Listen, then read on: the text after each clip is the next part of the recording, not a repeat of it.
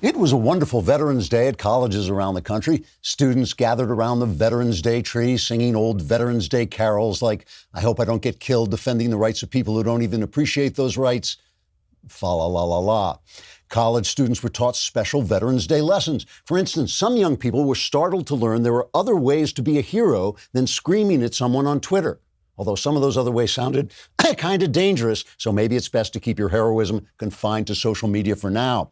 After all, what's the point of getting wounded over things like the First Amendment when free speech just lets you say upsetting stuff? And why on earth would you risk getting killed over freedom of religion when God is so mean to gay people? And of course, getting shot over the right to bear arms is crazy, since once guns are banned, no one will have to get shot at all.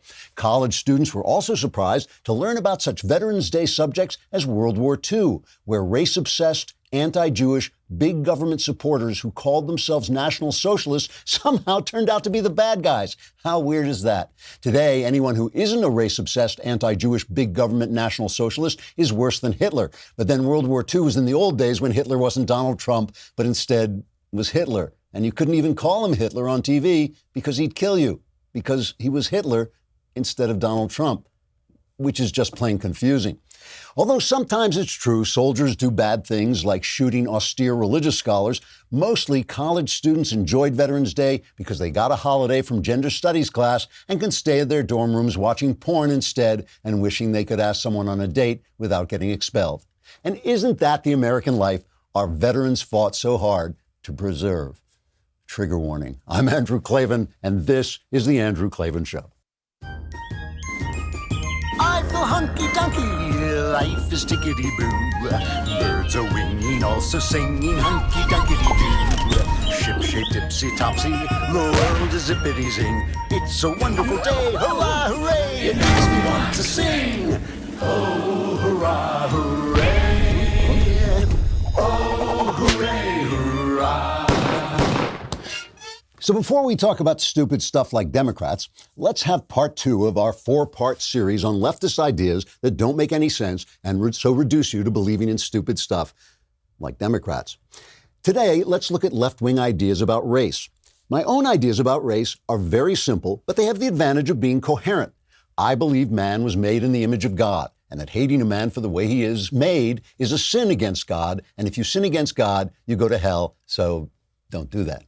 Now, some people ask me things, they say like, what about the fact that European culture produced all this great stuff and African culture didn't produce great stuff except in the movie Black Panther? Or what about the fact that Asians are smarter than everyone and make those great egg rolls? Or what about some genetic thing you read about online and now think you understand? And my answer is, life is complicated, but if you treat all races equally and take each person as he comes, it will all work out, because man is made in the image of God. But of course, I'm just a barefoot teller of tales, and I'm not a clever left-wing college race theorist. Leftist race theorists believe that white people are bad because they don't treat people equally, which is a moral concept invented by white people who are bad. They believe that white people are bad because they don't want to let brown people into the country, and once there are more brown people in the country than white people, the brown people will be able to destroy the country made by the evil white people who let them in because they believed all people were created equal. Leftist race theorists believe that racism is bad and therefore they hate whites because whites are racist. Leftists are not racist for hating whites because of theories about power invented by Michel Foucault, a sadomasochist who stuck a safety pin through his nipple for kicks. So you want to make sure to get all your good theories from him. Now, leftist race theory like this does have the benefit of being hilarious, but it's also kind of stupid, because once you declare that any race is in any way morally superior or inferior to any other, there is nothing to stop that race from declaring itself morally superior to whatever race your ass happens to be. So now you have leftists who say browns are better than whites, and you have alt-rightists who say whites are better than browns, and their logic is exactly the same and justifies the other's point of view. Thus, they are all alike, and that they're all incredibly ugly-minded and unpleasant, and also are all going to hell because man was made in the image of God. Leftists have now thought themselves into a state of perpetual racism, making it impossible to distinguish between the logic of a Ku Klux Klan pamphlet and the logic of the op-ed page of the New York Times. This happened because leftists are essentially materialist and do not believe that man is made in the image of God because they do not believe in God. And if man is not made in the image of God, there is absolutely no reason to love him or accord him rights or treat him equally and fairly. There is no reason, zero, none. Without that simple premise, the Imago Dei, you will inevitably get lost in hatred and ultimately find yourself in hell or on a liberal college campus. But I repeat myself. I'm going to talk a little bit more about making sense. But first, I will tell you what makes sense when you go to bed. It is having bowl and branch sheets. Now, for some of you who sleep on these sheets, you can't really appreciate them. You just think, geez, these are really comfortable. And then you're asleep and you don't know they're there. But for people like me who are awake all night, I sit there all night long thinking, wow, nice sheets, because they're not only incredibly comfortable, they also just look great. And what makes them unique is that each sheet is crafted from 100% organic cotton, which means bowl and branch sheets not only feel incredible, but like I said, they look amazing. And since Bowl and Branch sells exclusively online, you don't pay that expensive retail market. So it's half the price, but it's twice the quality. You will love these sheets. Try them for 30 nights and see for yourself. If you're not impressed, return them for a full refund. Go to a refund is better than a refund, trust me. Go to bowlandbranch.com today and you'll get $50 off your first set of sheets plus free shipping in the U.S. when you use the promo code Klavan. That's $50 off plus free U.S. shipping right now at bowlandbranch.com. Spelled B-O-L-L and branch.com. Promo code Klavan, bowlandbranch.com. Promo code Klavan. I didn't even ask. I didn't even ask the question.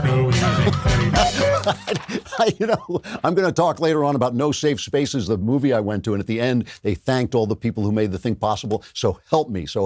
It thanked Andrew Klavan, K-L-A-V-E-N. There are no E's in Klavan. I guess they just weren't listening to the show. Mailbag tomorrow. Go to dailywire.com and subscribe. You got to be a subscriber. You get so much stuff with subscription. You get the new app we have. You can talk to us on the Ask Me Anything sessions that we have. You get Another Kingdom a couple days early, which is nice. It staves off the Klavanless weekend for a day. And you get... I don't know what we're yelling about! And you get to do that. You get to scream like that because you're in the mailbag. And once you're in the mailbag, you can ask me about anything you want. You can ask me about religion. You can ask me about your personal problems. You can ask me about politics. And for a lousy $10, all my answers are nonetheless 100% correct, guaranteed, and will change your life. For the better, you got to find out. That's what makes it so interesting. I'm talking about making sense this week, and making sense is a big, big deal. I mean, it really is important, and we don't talk about it enough. We don't talk enough about the fact that life makes sense. I like to tell the story when I was working more in Hollywood. I would go in and pitch stories. And when you pitch stories, you're usually talking to a story editor or maybe a studio executive, and then there's usually an assistant. And the assistant's entire life depends on the boss liking his or her suggestions. So if you shoot down the assistant's suggestions, they get unhappy. They start to argue with you, and they start to think, oh, who's this lousy writer telling me what to think and making me look bad in front of my boss? So I'm in a room, as they say. This is called being in a room. That's what they call it. And I'm pitching a story about time travel. And, it's about going back and forth in time, whatever. I can't even remember what the story is. And the assistant says, well, the thing about a time travel story is it really has to make sense. And I said, it can't make sense because you can't travel in time and only reality makes sense. That's what makes it reality. Well, of course, that didn't go over very well with the assistant, but it's true. Life makes sense. And when life doesn't make sense, you have to find out why. You have to get new information, right? That's how science works. This is how we decide. When something doesn't make sense, we think, well, what is it we're not seeing? How does this work? And that's how our information expands. And you also have to know about the past in order to know what things make sense, right? That's how in a trial, in a jury, you say, well, the guy said this at this point, but he said this here, and that doesn't make sense. And you want his testimony to make sense, or he's lying. This is the thing. Life makes sense, and therefore your morality has to make sense. Your ideas have to make sense. They have to stick with the facts. This is why the facts matter so much. This is why when AOC says, I don't need to know the facts, I just need to know morality, that's ridiculous, okay? But the thing is, in order to make sense, you also have to know the past. You have to know the kinds of things that happen and the kinds of things that don't happen. A lot of what we know and a lot of our wisdom comes from induction, not deduction. It comes from gathering information and seeing things again and again. And one of the things that is happening, especially in this presidency, in the Donald Trump presidency, is the press reports on things, and then it's wrong, and Donald Trump is right, and then it just vanishes. The subject vanishes. Remember when Donald Trump said, Obama bugged my phones. Obama bugged phones at Trump Tower. And the press was like, oh, this is a completely unfounded fact check. 1,000 Pinocchios. And then it turned out, he basically bugged phones that Trump was talking on. Trump was right. Subject vanishes, right? Russian collusion, 4 years, 2.5 years. People just, he colluded with the Russian. He's a spy. John Brennan sitting there going, I think he was a Russian asset. And I know because I am a Russian asset. So he was a Russian asset. Untrue. Gone. Bang. It's just gone. It just disappears and we move on to the next thing. Think about just a few weeks ago when Trump withdrew our troops from Syria, right? Remember, the Kurds were going to be massacred and the Turks were going to, wipe out everybody, and it was all going to be a terrible, terrible mess, and Russia was going to take over the world. And Trump said at the time, here, let's just play a clip of how they covered this. I can't remember. I think it was CNN. This is their coverage of Syria. It is... hold on, I'll tell you, 6. All this unfolding, of course, as chaos and uncertainty grows in Syria. Turkish troops are building up along the border ahead of a possible attack on Kurdish troops after President Trump pulled U.S. troops from that area. Ian Pannell is there in Turkey, has the latest for us. Good morning, Ian. Yeah, good morning, Robin. That's right. America's Kurdish allies are now bracing for an imminent attack by Turkey, which is, of course, also a key American ally. This is now a region on the brink of war, and this comes after President Trump's shock decision to pull American troops out of the border area and therefore opening it up to attack. So it was all going to be war. It was all going to be the Kurds, our lovely allies, the Kurds, were going to be killed. And Trump came out and said, listen, the Kurds were acting on their own behalf. And that was good for us. Our interests melded, but we're not there to protect the Kurds. I don't want to go to war with Turkey. And if Turkey misbehaves, remember he sent that famous "Don't be a tough guy" letter to Erdogan. He said, don't be a tough guy, don't go in and kill anybody. He said, if Turkey misbehaves, I'm going to use economic sanctions to bring them back. Turkey did misbehave. They went in, they committed human rights abuses. They did kill some Kurds when they shouldn't have. Trump sent the Mikes, Pompeo and Pence to Turkey to talk to him. They stopped. He used the economic wrench against them. He said, I'm going to really destroy your economy if you don't do what I tell you to do. They pulled back. Everybody got what they wanted. Look, it's not a perfect world. It is not a perfect world over there in the Middle East. It's not a fun place. Things are going to go wrong. They're going to continue to go wrong. But Trump got his troops out of a place where he thought that they were in harm's way and could force us to attack our allies, Turkey. And remember, we had Mike Duran on from the Hoover Institute who explained the fact that Turkey is an ally. It doesn't matter whether the guy is a bad guy or not. We don't have any good guys in the Middle East. They are our ally, and everything has to be based on fighting Iran. It's the Iranians who are really trying to destroy us and Israel, and that's why we have to always have our mind on Iran. It turned out Trump did the right thing. He may have done it in a way that he shouldn't have done it. He may have done it too bluntly. He may have done it too quickly. He may have done it without consulting. But it turned out pretty well. The story vanishes, right? The only thing that's going to happen now is they're going to say, oh, well, we did find some human rights abuses when we went in. We know that's true. I mean, it is the Middle East. It's still the Middle East. But even Lindsey Graham ended up happy, and it just goes away. All of this is gone from history so that you never can tell. You never can tell. You can't accrue wisdom. You can't start to say, well, wait a minute, this Trump, he does act on his gut a lot. He does talk, he's very, he bloviates. He's got a big mouth and all this stuff. But, a lot of the stuff he's doing is working out. The only way you can keep track of that is with the economy, because the economy is steady state. But ISIS, gone. No, their caliphate, gone. And that just disappears. It just vanishes. It's only when things go wrong they go back. Let me just play what is essentially a trivial story, but it just shows you so much about the way Trump is covered. Remember, Trump went to the World Series and he got booed. It was the 5th game, I think. And that was in Washington, D.C. And here was the way they covered it. Meanwhile, overnight, President Trump attended Game 5 of the World Series right here in Washington, and he didn't get the warmest welcome. Take a look.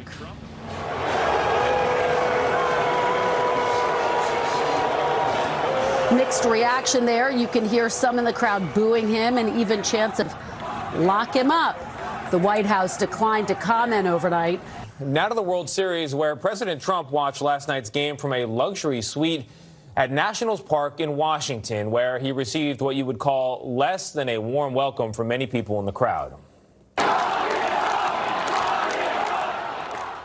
So this went on forever. The late night comics all made jokes about it. Every single one of them covered it. It was a big, big deal. It's Washington, D.C., right? Washington, D.C. represents Washington, D.C. It is a very, very left-wing community because all their jobs depend on the government, right? So, and they're all in the deep state, so they hate Trump. So Trump then goes to the LSU Bama Tide game, and this is the reaction in Alabama.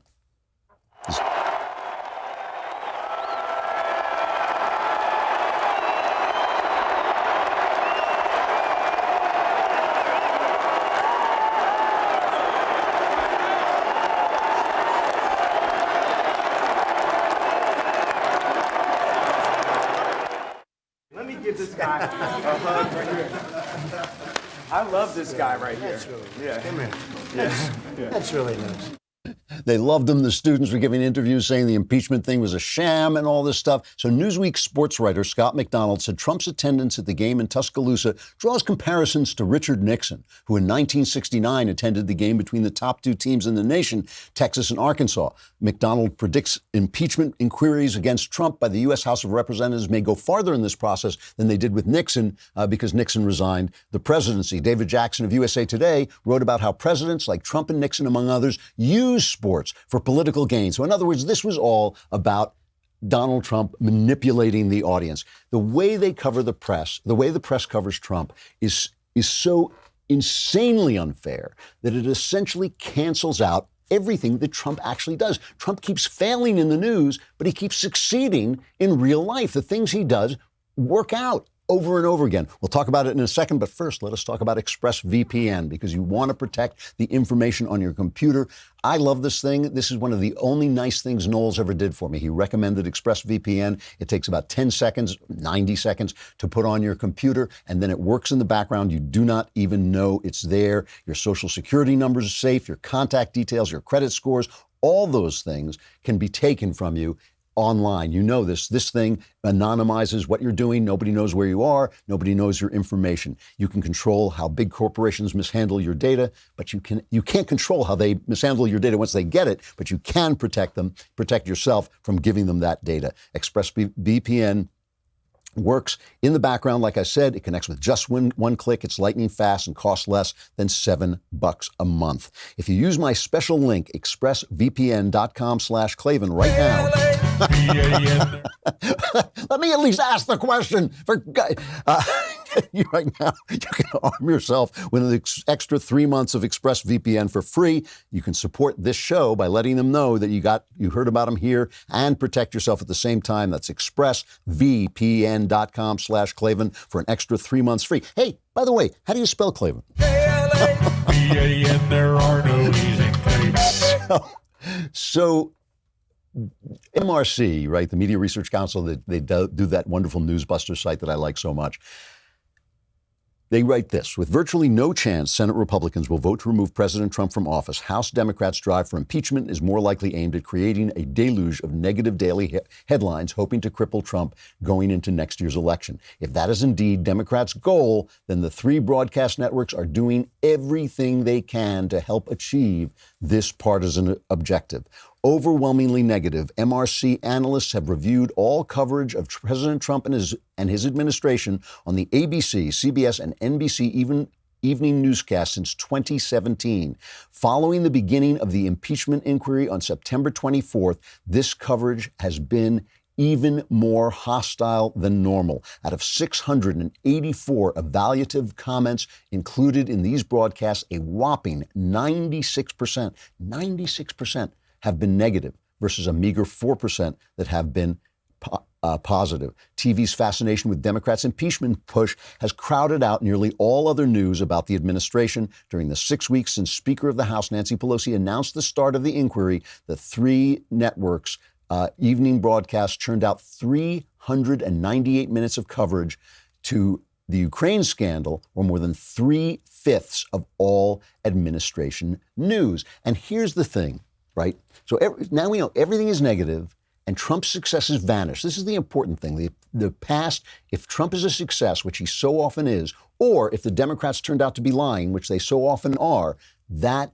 just disappears. Remember when Adam Schiff was going to bring the whistleblower in to testify, and then suddenly it turned out that the whistleblower had arranged everything with Schiff before they got started. And Schiff realized, oh, if I bring him in to testify, they can ask questions of him. Story just disappears. There he is. There was the whistleblower. The story just disappears. So now impeachment starts tomorrow. The public hearings start tomorrow, right? So and now this is what they're talking about. Remember, I called it Impeachment the movie because all they're talking about is how can we convince people? And the press is basically piling on. The press is working with Adam Schiff. How can we shoot this movie? How can we shoot this story so it really affects voters? Which, by the way, they know now. They're starting to realize not going to happen. It's just not going to happen because they haven't got anything. But here, just to show you, because they do it openly, it's amazing. Here is Brian Stelter with Ana Cabrera on CNN, wondering how they can shoot this movie, how they can tell this story so you give a rat's what Donald Trump did in regards to Ukraine. How important is this week in terms of getting the American people invested and interested early on? Well, this is the first internet impeachment, right? When you were at the Clinton White House, Joe, the internet was still mostly a text media. Most people weren't really online yet. There were no smartphones. So this is the first time we're going to have an impeachment process that is clipped and condensed and distorted and remixed in all of these ways, shared on social media. The reality is most people will not watch live, although many CNN viewers will. Most people will end up watching clips and then hearing about it later in the day as it's being digested, whatever is said at the hearings. And I think that's really important. You know, both Democrats and Republicans are going to be trying to control that messaging war. I also think episode 1, so to speak, matters a lot. And I hate to say that because we're talking about basic democracy at risk here. But from a television perspective, Democrats have to come out strong in that first episode. No, for the same reason that when we're watching something on Netflix or we're listening to a new podcast, we only choose to keep listening if we're interested in episode 1. So I think the Democrats know that, but I'll be interested to see what kind of show they put on Wednesday morning trying to hook people. Even Soledad O'Brien, who used to work at CNN, said that was shameful, that Brian Stelter should be ashamed of himself. But if I may ask you, keep these 3 things in your head, okay? 3 things in your head. Overwhelmingly negative coverage. I mean, so negative, it's absurd, like 94%, what was it, 96%. Unbelievably negative coverage. The past disappears when it's pro-Trump, which has been pretty consistent. It's been pretty consistently pro-Trump. We're at peace, where the economy is doing well, people have jobs, so things are actually going pretty well. So the past vanishes. That is number 2. And number 3, it's a show being organized between Adam Schiff and the press. They are putting on a show meant to convince you that this is an important thing. And as I've said again and again, I think Donald Trump is 100% right on this.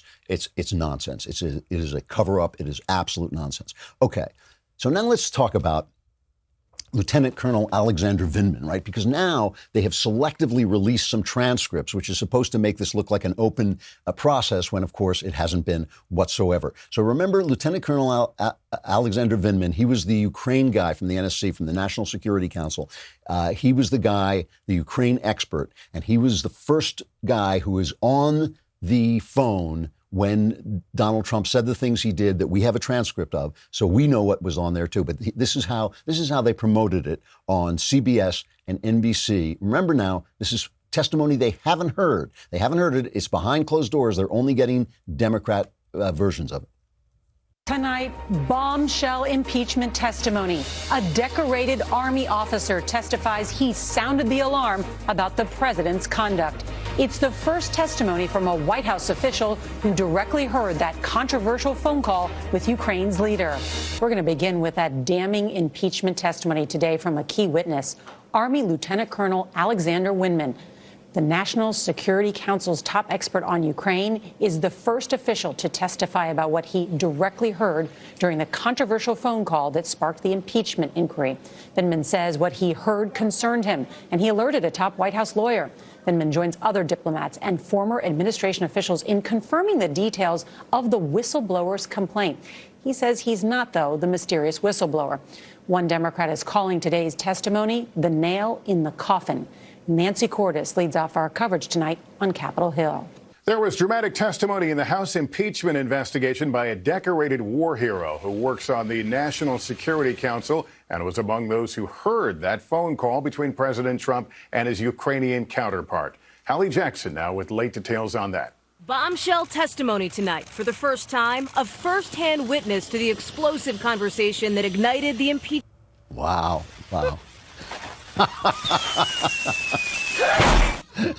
Yeah, that was a bombshell, all right. It was a bombshell. It was explosive. It was damning. It was the nail in the coffin, only not, right? Because now the transcript comes out. And remember, they will never go back. They will never go back. It just disappears and say, well, wait a minute, there were problems with that. But luckily, Byron York is reporting on it very closely in the Washington Examiner. And he points out, first of all, remember that it was a big deal. You just heard it was a big deal that he was the first person who was actually on the phone call, right? But Trump released the transcript of the phone call. So the only way that would matter at all is if the transcript was false. If he got on and said, oh my God, that transcript was completely false.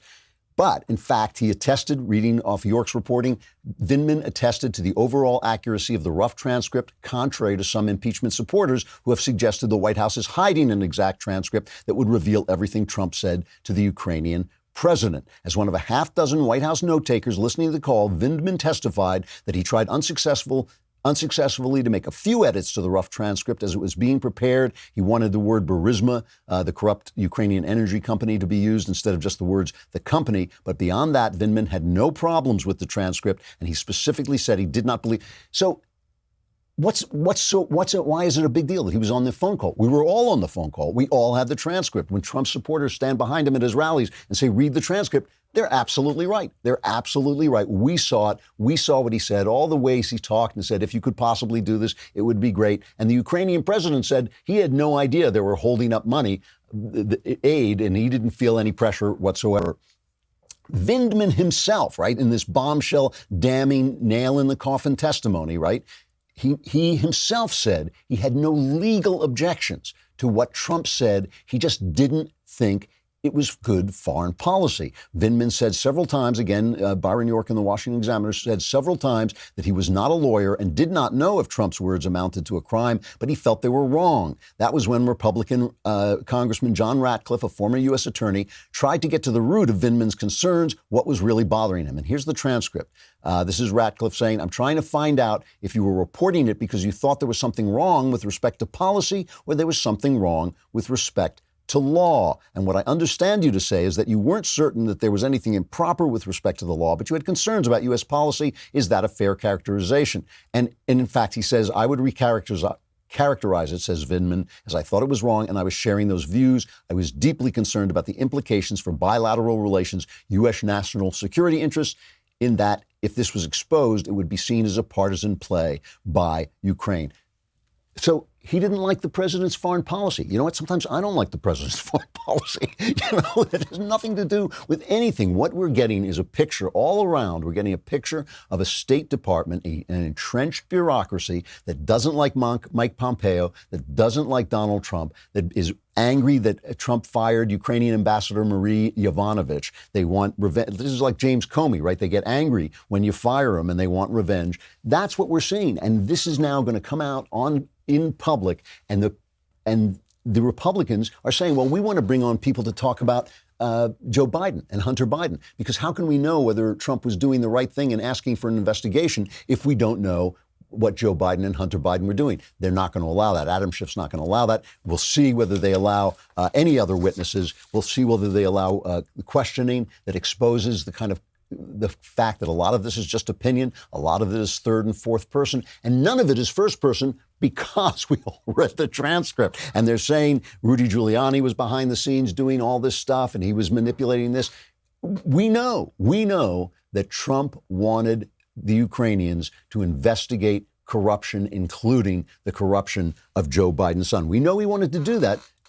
What's the problem? What is the problem, especially when you have a guy like Joe Biden, who was part of an administration that seems to have been spying on Donald Trump, except we've forgotten all about that because the past disappears when Trump is right. I got to say goodbye to Facebook and YouTube, but come to dailywire.com and subscribe because tomorrow is mailbag day. You want to get your questions in. You can ask me about your personal life. You can ask me about religion. You can ask me about politics, anything you want. All your problems will be solved for a lousy $10 a month. Who else can? What other place offers that? All your problems solved for $10 a month. Even I may write in a question just to have all my problems solved.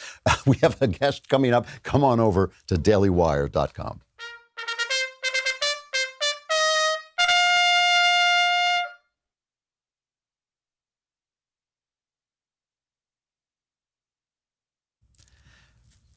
So we're going to talk to Gabe Rench today, who's a pal of mine and also the host of the terrific Cross Politics podcast, which mixes faith and culture and politics. I've been on it a couple of times. It airs on DirecTV. It streams on the web. You can find it on iTunes, Google Play, or Stitcher. It is a really, really good and fun podcast. Gabe, are you there? Yes, I am. There Andrew, you are. Thank you for having me. It's good to see you. Is it cross politics or cross politic? No S. No S. There is no S in cross politic. All right. So, how you doing, by the way? You look good. Man, I'm doing great, man. You know, with the celebrating the 30th anniversary of the Berlin Wall, I'm surprised that you haven't moved out of California to Idaho yet. Now that the wall is down, you mean? Yeah. No, I know. I said this yesterday. I said they're celebrating the end of a life that was so miserable it was almost like living in California. It's just. So I was playing off that. So we talked on your show. We talked on Cross Politics about God in the culture, and let's talk about this because I think a lot of the stuff we're seeing today has to do with materialist philosophy, which ultimately doesn't make sense and doesn't make sense of the human person. But why do we need God in the culture? I mean, people can be moral without God. They can do the right thing without believing in God. Why do we need God in the culture? Yeah, well, basically there's two worldviews. There's the worldview, the Christian worldview that we're created in the image of God, where we are heart, soul, and mind. And then there's the evolutionary worldview where we're pixie dust that's morphed over millions and billions of years and that we can all of a sudden think and love and have complex thoughts and so forth. Those worldviews, the evolutionary worldview does not make sense. And but if we're created in the image of God, all of a sudden there's right and wrong, there's evil and good. And then we can have a better understanding of what's going on in our culture. If we don't believe that we're made in the image of God, and then everything is disordered from there, it's no wonder I can change my body parts to pretend to become a male or a female or whatever I want to be. And then all of a sudden we're fighting over definitions of what impeachment is. If I can change my body parts, how much more can I change definitions of what words mean and so forth? So we're on the wrong starting point. We, as a America was founded as a Christian nation. If we believe that God created the world, then that's our basis for being able to process everything that's going on in the world and to be able to look out the door through that lens, to look through this, look using the sun. Let me use this real quick. The sun is the lens at which we see everything. And in the same way, God's word is the lens in which we see everything and analyze everything. And if we don't have the proper sun, the proper lighting, then we're going to be so off in how we look at culture and so forth. I mean, it certainly is true that without at least some kind of, what C.S. Lewis called the Tao, some kind of spiritual idea of the human being as a whole thing, as a whole spiritual entity, we talk nonsense. And you're right. You can cut up your body and change it into something that looks like a woman's body and declare you're a woman, even though it's just not true. So that's right. I don't think we can argue that religion is falling away, that people are less religious than they were. Would you agree with that? I mean, I don't want to put words in your mouth. Yeah, I mean, I think from a Christian perspective, I think there's definitely a decline in biblical literacy. So I would connect that to religion falling away. And if I believe the church is the center of culture and it should be leading culture, and it hasn't been, and because it's been following culture, I look at that as like the church is in decline from that standpoint. So are Christians doing something wrong, or is Christianity just by nature a minority viewpoint? Well, I mean, the Christian faith has had so much impact, not just on America, but on the world. If you roll out a map of Western civilization and everywhere the gospel has had a significant impact on its culture, there's actually a strong economy and a strong cultural impact from that nation. And so I think at one point in our time where the Gospels had a significant impact on that nation, there's been an outgrowth of a strong economy and a vibrant community and a vibrant culture and even a vibrant political impact and so forth. So I think largely Christians I want to pin the problem of the decline of the church in our culture on the shoulders of pastors. The reason why Cross Politic or Andrew Klavan or Rush Limbaugh have a market share in politics is because pastors aren't preaching the whole counsel of God from the pulpit. So you'll go to church on Sunday and get a good gospel message, and then you go to Andrew Klavan or Rush Limbaugh or Glenn Beck on Monday through Friday to, hey, how should I be thinking about politics? But what happens there is we disconnect our faith from politics. We disconnect the foundation of what we believe is true from how we should be thinking about politics. And so, Andrew, you become kind of the political pastor Monday through Friday. Our country is doomed, I guess. And so I want to peg the problems of our country solely on the spiritual leadership in our country. Do you think when I sometimes complain about Christian movies and the kind of, and I don't mind Christian movies as something that Christians like to go see, but they have no outreach value. I mean, no one is going to go see God Is Not Dead and change his mind because no one's going to go see it who doesn't believe to begin with because it is a Christian film. Do you think I'm wrong about that? Is there something more that Christians could be doing to affect the culture through the arts and through the general popular entertainment? Oh, absolutely. I think the problem with Christian and art, Christians, artistic expression in Christian art, we model what we do. We model our art 10 years after what the world already produces. So where the world produces okay art, and then the Christians 10 years later kind of produce some of the same art, but it's worse. Whether it's movies, whether it's music. I mean, watch the Christian music industry. Just follow the modern pop music industry. It's always 5 years behind and worse. And so I think when you see a vibrant Christian culture that's seeking God and wanting to impact culture for Christ, you actually see a rich outgrowth of art that has a huge impact on culture. I forget, there was this artist back in the 1500s during the Reformation time, and the mass production of art was really difficult. And what this artist figured out how to do was, he didn't figure out how to do it. He figured, if I can find a way to mass produce Christian art, I can. So what he did, got placed and carved out the scene where Jesus and the apostles were in the upper room before he was betrayed. And so he just carved it out and he wouldn't place it in that information. The Bible was just being translated, being sent out, and the scriptures was actually starting to go places. Well, his art would reach some places where the Bible hadn't been able to reach yet, and ended up people would see this art and recognize the gospel in this art.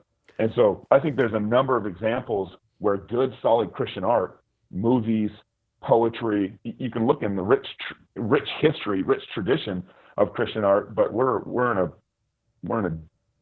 black hole of Christian art right now, being able to impact our culture. It's true. I mean, when you look back at the great works by Bach, Michelangelo, Dante, I mean, all the great stuff that came out of Christian culture, that stuff right now is pretty much gone.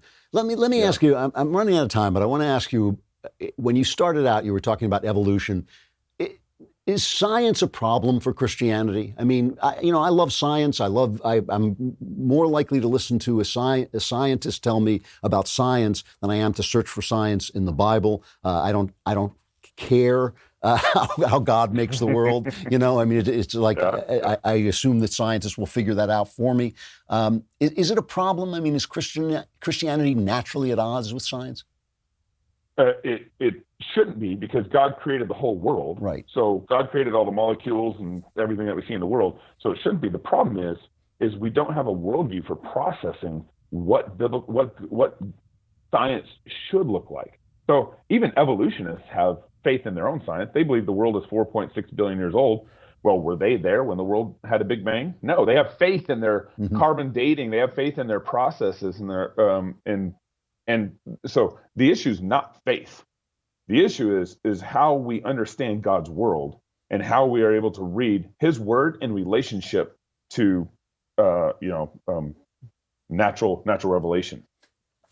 Gabe, I got to stop you there, but your show is cross-politic. It's such a fun show, and you have scotch, which I think is the most important thing. I hope you'll have me back on. It's really good to see you. Good to see you, Andrew. Thank you. I'll talk to you again.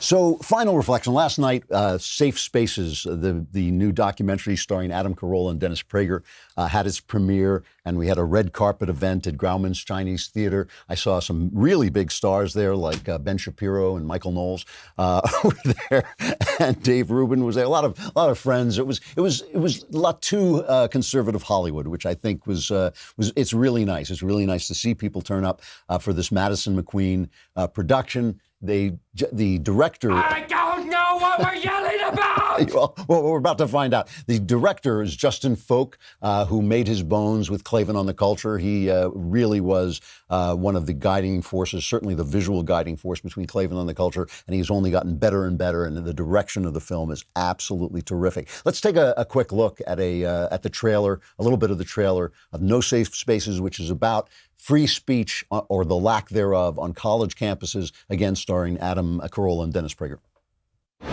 You have the right to remain silent. Anything you say will be used against you. You are not listening. I want your job to be taken from you. A protest has turned violent in California, Berkeley. This is why we're fighting for the soul of America. You should be able to share ideas without fear of being fired from your job or shouted down. You are not to be heard. This is one of the few things one could say we have no precedent for in the United States. You have the right to remain silent. The only way we separate the good ideas from the bad ideas is to be free to say whatever we want about them. Anything you say will be used against you. There's no free speech for fascists. Your posts on Facebook, Twitter, and social media will be saved to shame you. Kevin Hart has stepped down from hosting this year's Oscars. Anything you say that we don't like will be used to shut you up. It's a really well done documentary. I got to say, one of the possibly the best, certainly one of the best in this kind of political genre.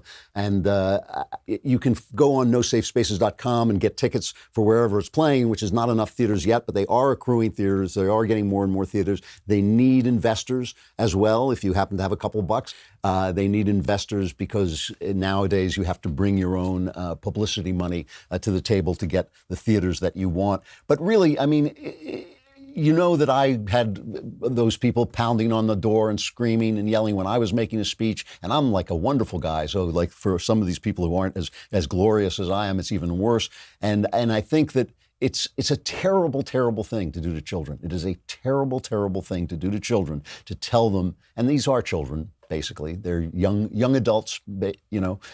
Their minds aren't totally formed. To tell them that everything they disagree with is hate, to tell them that everything that makes them uncomfortable is bad, is essentially to stop their mental development. So you go to college to stop their mental development. You know, we were having a conversation backstage about this before, about whether or not college is a good thing, whether it's now a good thing. And that's pitiful, because education is a good thing. Education is a good thing. You should not only be educated in the thing that you do, the craft, whatever craft or trade you practice, you should be educated in that. You should know how to do that well, but you should also have a general sense of where you came from, of how the political structure of your country works and why it works that way. And they're essentially being robbed of that inheritance, so they can't possibly think for themselves. You can't possibly think for yourself if you're not listening to other people. And No Safe Spaces details that. And of course, you're dealing with Adam Carolla and Dennis Prager, who are two of the most civilized human beings, people who, you know, say politically incorrect things, but of course are very decent, very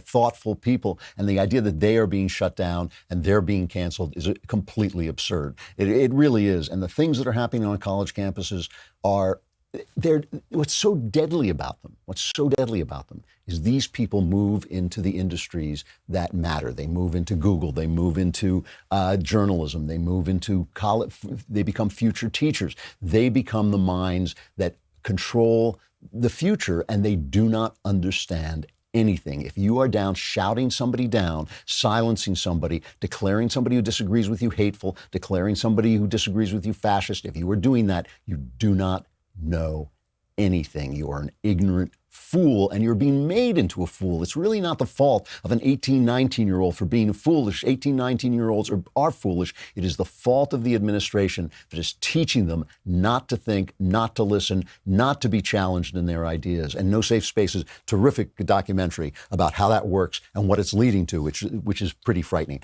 I got to stop. The mailbag is tomorrow, so you're one day away from a better life, or maybe a worse life. Who knows? But you'll find out tomorrow on the mailbag. Get your questions in. I'm Andrew Klavan. This is The Andrew Klavan Show.